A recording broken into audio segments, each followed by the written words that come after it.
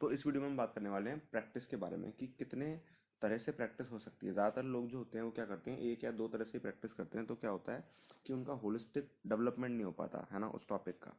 समझ रहे हो, पूरे हर एक एंगल से वो टॉपिक स्ट्रांग नहीं हो पाता, क्योंकि उसमें अलग अलग तरह की प्रैक्टिस नहीं हुई है। ठीक है, सिर्फ एक दो तरह से प्रैक्टिस किया। ठीक है, अगर कोई करता है तो ज़्यादा से ज़्यादा वो टाइमर लगा देगा, इससे ज़्यादा वैरायटी कोई ट्राई नहीं करता। तो हम यहाँ पे देखने वाले हैं ऐसी वैरायटी को जो कि नेसेसरी है ना, ऐसी वैरायटी जो कि नेसेसरी है, लेकिन बहुत सारे तरीकों से है। ठीक है, बहुत सारे तरीकों से मतलब जैसे हम देखते हैं, सबसे पहले पहले तो प्रैक्टिस को दो तरह से डिवाइड करो। ठीक है, एक तो ये, एक तो होती है टाइम्ड प्रैक्टिस, है ना, एक होती है अनटाइम्ड। ठीक है, जिसमें आप टाइमर का उपयोग करोगे या स्टॉप वॉच का उपयोग करोगे। ठीक है, तो यहाँ पे दो चीज़ें हैं कि आप यहाँ पे टाइमर लगाते हो। टाइमर मतलब ये कि आपने कुछ टाइम सेट कर रखा है, उसी टाइम के अंदर आपको करना है। ठीक है, तो यहाँ पे एक तरह का प्रेशर बिल्ड रहता है। ठीक है, दूसरा है स्टॉप वॉच तरीका। ठीक है, स्टॉप वॉच तरीका, है ना, यानी कि आप ये देखना चाहते हो कि आप कितनी देर में करते हो किसी काम को, है ना। और एक होता है अनटाइम्ड। ठीक है, मतलब हमें फ़र्क नहीं पड़ता कितना भी टाइम लगे, हम इस काम को कर रहे हैं। ठीक है, इस तरह से। तो अब देखो किस किस प्रैक्टिस के तरीके किस किस को अपनाने चाहिए। ठीक है, और इनके अंदर और भी वैरायटीज हैं, सिर्फ इतनी वैरायटी नहीं है, इसके अंदर और भी ब्रांचेज हैं। ठीक है, उन सारी चीज़ों को एक्सप्लोर करेंगे। सबसे पहले इसकी इंपॉर्टेंस को समझते हैं कि अलग अलग पैटर्न्स में प्रैक्टिस करना क्यों इंपॉर्टेंट है। देखो, ये उसको करने की ज़रूरत नहीं है जिसको सिर्फ सेलेक्ट होना है जेई के पेपर में, वो एनसीईआरटी पढ़े, है ना, और थोड़े बहुत सवाल लगा ले प्रीवियस ईयर, वो जेई मेन में सेलेक्ट हो जाएगा। ठीक है, ये बात है। अगर वो अपनी नॉर्मल बोर्ड्स की एनसीईआरटी और ये सब नौटंकी ये भी अगर कर लेता है ना, तो भी वो मेंस में सेलेक्ट हो जाएगा। ठीक है, उसे ये सब करने की ज़रूरत नहीं है। ये सब उसे करने की ज़रूरत है जो कि एक हायर रैंक एम कर रहा है। ठीक है, उसे ये करना ही पड़ेगा, क्योंकि वो ऐसे चीज़ों को वेस्ट जाना अफोर्ड नहीं कर सकता कि भाई मैंने इनफ वेज में प्रैक्टिस नहीं करी, इस वजह से चीज़ें बेकार हो गई। देखो क्या होता है, घर में जो हम प्रैक्टिस करते हैं वो कैसे करते हैं कि भैया हमको सवाल दे दिया, कोचिंग से शीट मिल गई, होमवर्क मिल गया, कुछ क्वेश्चन मिल गए, हम उनको ट्राई करेंगे। ठीक है, ज़्यादा से ज़्यादा हम टाइमर लगा के ट्राई कर लेते हैं, बट उससे कोई फ़ायदा नहीं होने वाला। हमें इसको एक पर्टिकुलर वे में करना पड़ेगा, तभी फ़ायदा होगा। ठीक है, ऐसे वे में जिससे कि जो एग्ज़ाम है, ठीक है, जब एग्ज़ाम में वो चीज़ आएगी तो बहुत ही आसानी से हो पाए। समझ रहे हो, बहुत ही आसानी से। तो सिंपली नहीं। अब देखो, यहाँ पर जो अनटाइम प्रैक्टिस है, पहली बात तो ये किसको करनी चाहिए किसको नहीं करनी चाहिए, कायदे से तो ये किसी को नहीं करनी चाहिए। लेकिन ये आप तब कर सकते हो जब आपके पास बहुत ज़्यादा टाइम है, या आप कोई ऐसा टॉपिक कर रहे हो जो कि वीक है। ठीक है, या तो ये आपके पास टाइम ज़्यादा आपके पास कब होता है, जब आप 11th में हो, तब आपके पास टाइम होता है, जब आपकी छुट्टियां होती है। 12th वालों के पास क्या भी टाइम है, ड्रॉपर्स के पास क्या भी टाइम है अभी? नहीं, बिल्कुल टाइम नहीं है। ठीक है, तो आप इस तरह की हरकत मत करो। ठीक है, और ये वो टॉपिक जो कि अगर आपका कोई टॉपिक बहुत वीक है और आप उसमें अभी स्ट्रेंथ डेवलप कर रहे हो, अभी आप बेसिक्स कर रहे हो उसको, उसके साथ स्ट्रगल कर रहे हो, तो यहाँ पे टाइमर लगाना बहुत बेवकूफ़ी भरी चीज़ हो जाएगी, है ना। यहाँ आपको टाइमर नहीं लगाना चाहिए। ठीक है, तो दो केसेस में आपको ये करना चाहिए, जब आपके पास टाइम बहुत ज़्यादा हो या फिर वो टॉपिक बहुत ज़्यादा अटेंशन मांगता हो आपसे, है ना, यानी कि वो जब वीक हो। तो ये दो केसेस हो गए। अच्छा, टाइमर और स्टॉप वॉच। तो जैसे ही हम टाइम प्रैक्टिस पे आते हैं, सपोज आप अभी तक कर रहे थे अनटाइम प्रैक्टिस और आप टाइम प्रैक्टिस एकदम से करना चाहते हो, है ना, तो एकदम से मैं सजेस्ट नहीं करूंगा कि आप टाइमर पे आओ। मैं आपको सजेस्ट नहीं करूंगा कि एकदम से आप टाइमर पे आओ। पहले आप ये देखो, आप दोनों का उपयोग करो, स्टॉप वॉच का और टाइमर का। पहले आप प्रैक्टिस कर रहे हो, जब सपोज आप कर रहे हो 30 क्वेश्चन किसी चीज़ के, है ना, आपको 30 क्वेश्चन करने हैं सपोज, तो आप क्या ट्राई करो। ध्यान रखना, ये जो मैं बात कर रहा हूँ ना, ये मैं प्रैक्टिस की बात कर रहा हूँ। प्रैक्टिस से मैं क्या मतलब समझता हूँ, प्रैक्टिस से आप क्या मतलब समझते हो, ये अलग हो सकता है। तो मैं पहले यहाँ पे ये चीज़ क्लियर कर दूँ बिल्कुल आपको, कि प्रैक्टिस मैं उसे मानता हूँ जब आप थ्योरी कर लेते हैं कंप्लीट, और आप एग्जाम्पल्स या इलस्ट्रेशंस कंप्लीट कर लेते हैं, है ना, और आप जब सवालों से सीख चुके होते हैं, और जब आपको आ जाता है कि सवालों को किस तरह से किया जाता है, फिर आप जब एक्सरसाइज पे आते हो, बैक एक्सरसाइज पे अपनी बुक के, है ना, या प्रीवियस ईयर क्वेश्चन कर रहे हो, तो जब आप एक्सरसाइज पे आते हो, उस चीज़ को मैं प्रैक्टिस के अंदर अभी इंक्लूड कर रहा हूँ। ठीक है, उस चीज़ को भी मैं प्रैक्टिस के लिए इंक्लूड कर रहा हूँ। ठीक है, अब देखो, मैं क्योंकि थ्योरी और इलस्ट्रेशंस और एग्जांपल्स को नहीं मानता इसके अंदर, क्योंकि तब हम सीख रहे होते हैं, है ना, तब हमें सीखना होता है। जब हमें सीखना होता है तब हम टाइमर ना लगाएं, प्लीज़ चैन से बैठ के सीख लें, है ना। तब हमें टाइमर की कोई ज़रूरत नहीं है। इनफैक्ट तब हमें सॉल्यूशन भी देख लेना चाहिए, है ना, क्योंकि हम सॉल्यूशन से तो सीखेंगे। क्योंकि जब हम एग्जाम्पल और इलस्ट्रेशन कर रहे होते हैं तो हम ये सीख रहे होते हैं कि how to do the question, है ना। उसके बाद जब आप एक्सरसाइज पे आते हो तब उसे मैं प्रैक्टिस कहता हूँ, ठीक है। तो मैं इस प्रैक्टिस की बात करूँ, सपोज आपको 30 क्वेश्चन करने हैं अभी, ठीक है। आपने सोचा है कि भाई इसको 1 घंटे में कर लेंगे, आधे घंटे में कर लेंगे, 1.5 घंटे में होगा, पता नहीं। ये जो आपके थॉट्स है ना, आपके बिलीव्स हैं।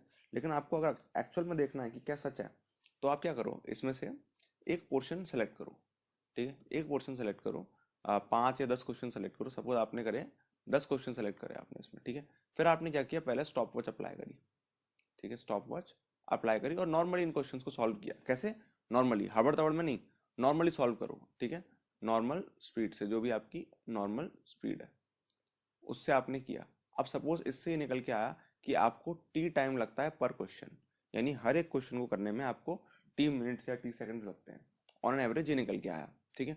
तो अब आपको क्या करना है, अगले 20 क्वेश्चंस को, अगले 20 क्वेश्चंस में आपको टाइमर सेट करना है इस टाइम के हिसाब से। सपोज पर क्वेश्चन आपको टी टाइम लगा, है ना, तो आपको क्या करना है, 20 × टी, इसका इसका 80%। समझ रहे हो इसका मतलब क्या हुआ। सपोज आपको एक क्वेश्चन को करने में लगते हैं ऑन एन एवरेज 3 मिनट शुरू शुरू में, ठीक है। या चलो 2 मिनट मान लेते हैं, ठीक है, 2 मिनट। तो 20 क्वेश्चन को करने में आपको कितना लगनी चाहिए, 40 मिनट। लेकिन अपने आपको आप 40 मिनट मत दो, 40% का, सॉरी 40 मिनट का 80% दो, 40 मिनट का 80% दो। 4/5 कितना हुआ ये, 32 मिनट्स। इतना दो अपने आप को, ठीक है।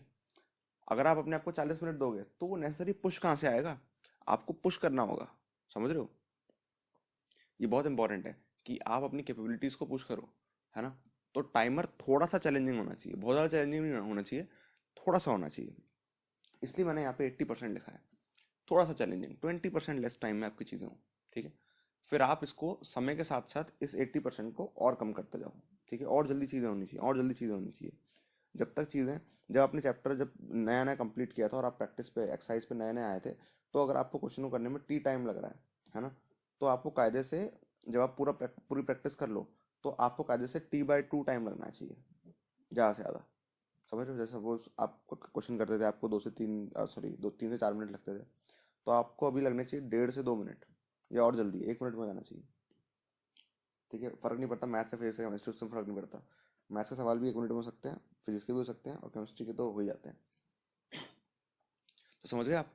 तो यहाँ पे आपको इस तरह से ट्रेनिंग करनी है कि जो लोड है वो ऐसा लोड हो जो कि आपको इंक्रीमेंट दे, ठीक है। जब हम ट्रेनिंग की बात करते हैं, जैसे आप कभी अगर जिम गए हो या आपने कोई स्पोर्ट्स ट्रेनिंग करी हो, तो उसके अंदर क्या होता है, आपको लोड दिया जाता है, आपको रेजिस्टेंस दी जाती है ना, ड्रिल्स दी जाती हैं। तो आपको लोड इस हिसाब से दिया जाता है कि वो बाद में इंक्रीमेंटल हो। समझ रहे हो, आपके लिए भी इंक्रीमेंटल हो, लोड भी हम इंक्रीमेंट करेंगे वो अलग चीज़ है, लेकिन आपके लिए भी वो इंक्रीमेंटल, यानी कि ऐसा नहीं हो कि लोड ऐसा है कि आप उस लोड के अंदर धस गए। समझ रहे हो, आप इस 80% को शुरू में आते ही 50% कर दोगे तो काम नहीं चलेगा। 80% से शुरू करो। 80 अगर मान लो नहीं हो पा रहा, मान लो आप 80% में फेल हो गए, 80 को 90 कर दो, ठीक है। 90% फेल हो गए, 100 कर दो। लेकिन उसके बाद जैसे जैसे आप प्रैक्टिस करते जा रहे हो, वो 100 का 90 वापस से हो जाना चाहिए, 90 का 80 वापस से होना चाहिए, 80 का 70, 70 का 60, 60 का 50, इस तरह से हो जाना चाहिए, ठीक है। तो आपको ये करना है। तो पहले आप क्या करोगे, पहले आप देखोगे कि मैं कितना टाइम लगाता हूँ, उसके हिसाब से अपने चैलेंजेस दोगे।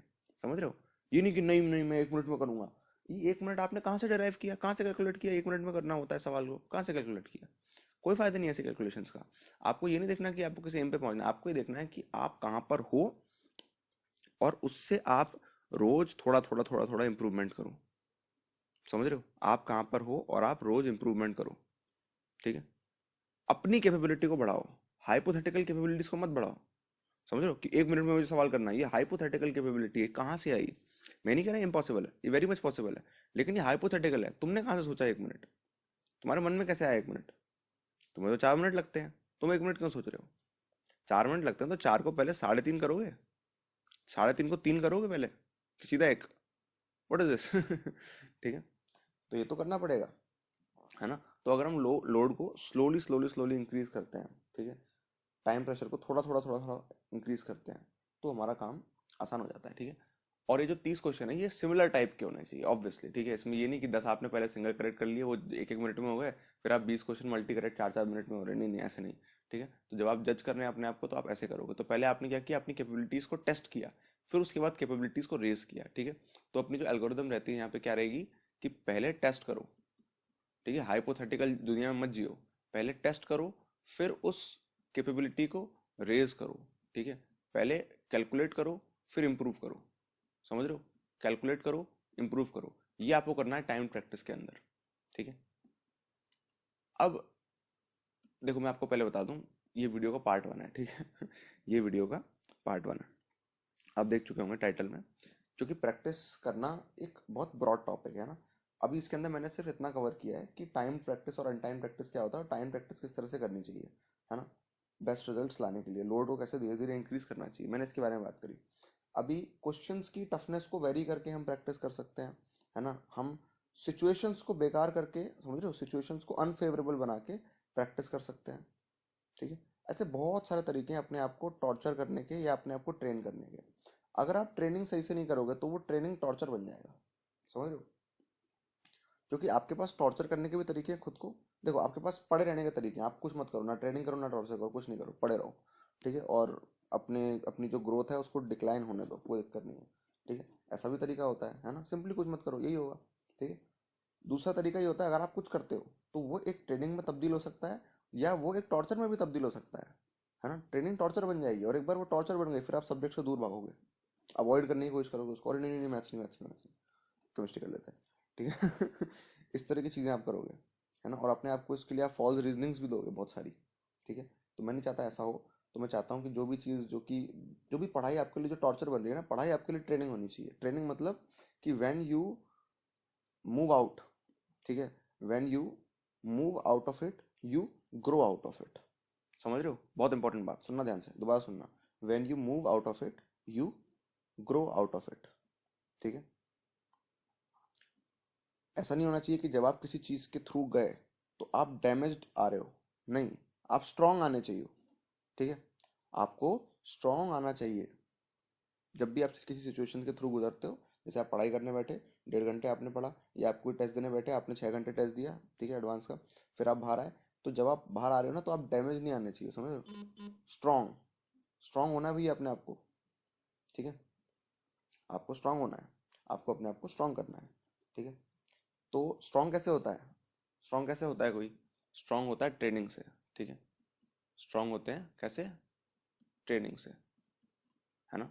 और ट्रेनिंग अगर हम साइंटिफिकली करते हैं, प्रॉपरली करते हैं, ठीक है, लोड को धीरे धीरे इंक्रीमेंटल वेज में करते हैं, है ना, और लोड ऐसा रखते हैं कि वो हमें ग्रो करे ना कि वो हमें डैमेज करे, ठीक है, तो ट्रेनिंग ट्रेनिंग बनेगी और वो बहुत फ्रूटफुल होगी, है ना। अदरवाइज वो ट्रेनिंग टॉर्चर बन जाएगी और वो बहुत ज़्यादा अनफ्रूटफुल होगी, ठीक है। तो अगर किसी को ये फ्रूटफुल और अनफ्रूटफुल की रिस्क नहीं लेनी है तो वो लेजी पढ़ा रहा है, कोई दिक्कत नहीं है। लेकिन जो रिस्क लेंगे कि भैया उनकी ट्रेनिंग टॉर्चर भी बन सकती है, लेकिन हम रिस्क ले रहे हैं, हम फिर भी करेंगे, है ना, और फिर उस ट्रेनिंग को ट्रेनिंग ही रहने देंगे, टॉर्चर में कन्वर्ट नहीं करेंगे, ठीक है, वो लोग सिचुएशन से ग्रो होकर आगे निकलेंगे। और इस तरह का अगर आप एटीट्यूड डेवलप कर लेते हो कि हर वक्त आपकी ट्रेनिंग होनी चाहिए, समझ रहे हो, हर वक्त ट्रेनिंग, हर वक्त इंप्रूवमेंट, इस तरह का अगर आप माइंडसेट ही डेवलप कर लेते हो, मैं इस पर भी एक वीडियो बनाऊंगा कि इस तरह का माइंडसेट कैसे डेवलप करें, ग्रोथ माइंडसेट, ठीक है, तो आपकी ज़िंदगी कुछ और हो जाएगी, समझ रहे हो।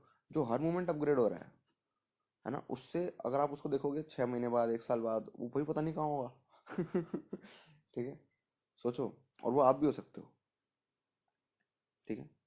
तो ग्रोथ माइंडसेट बहुत इंपॉर्टेंट है, तो उसकी ये एक एस्पेक्ट है ट्रेनिंग। ऑलराइट, तो आई होप आपको ये वीडियो समझ में आई होगी। जो भी आपने सीखा ये अपनी डेली ड्रिल है, ठीक है, कि अपने को क्या करना है, डेली ड्रिल कह लो, रिचुअल कह लो, जो भी कह लो, आपको आपने जो कुछ भी सीखा है आपको क्या करना है, कमेंट करना है, ठीक है, अपने शब्दों में, ठीक है, थोड़ा सा डिटेल में, है ना, इतना कि आपको समझ में आ सके कि हाँ मैंने ये सीखा है, आपको लगे कि हाँ मैंने कुछ सीखा है भाई, ठीक है और जब आप चीज़ों को लिखते हो ना, आपके माइंड में वो ज़्यादा देर तक रहती हैं, इससे आपको अप्लाई करने में आसानी होगी, क्योंकि आपको चीज़ें जल्दी याद आ जाएंगी। ओ ये तो मैंने लिखा था, मैंने कमेंट किया था, तो मैं इसको अप्लाई कैसे नहीं करूँ, है ना, समझ रहे हो ना, ये बहुत इंपॉर्टेंट चीज़ है। तो प्रैक्टिस की एक एस्पेक्ट है, टाइम और अनटाइम्ड, ठीक है। और एस्पेक्ट्स हम और देखेंगे, ठीक है। इस वीडियो के बहुत पार्ट हो सकते हैं, 3 4 5 पार्ट हो सकते हैं, ठीक है। तो सभी पार्ट्स आपको देखने हैं, ठीक है। ये धीरे धीरे अपलोड होंगे। ऑलराइट, धीरे धीरे मतलब 1 पर डे ठीक है। Alright, all the best.